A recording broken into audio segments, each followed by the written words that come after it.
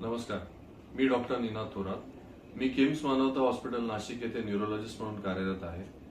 दैनंदिन प्रॅक्टिसमध्ये एपिलेप्सीच्या पेशंट्समध्ये आम्ही हे नेहमी बघतो की बऱ्याच वेळा पेशंट आपलं औषध विसरून जातात, डोस विसरून जातात, नाहीतर स्किप करतात। एपिलेप्सीमध्ये ड्रग लेवल्स आपल्या बॉडीमध्ये मेंटेन होणं फार गरजेचं आहे। एखादा डोस कमी झाल्याने पण ड्रग लेवल्स कमी होऊन परत झटका येऊ शकतो आणि वारंवार झटका आल्याने इंजरी होण्याची रिस्क वाढते, पेशंटचा कॉन्फिडन्स कमी होतो, डिप्रेशनमध्ये जाऊ शकतो पेशंट। तर गोळ्या मिस न करणं हा फार महत्वाचा विषय आहे।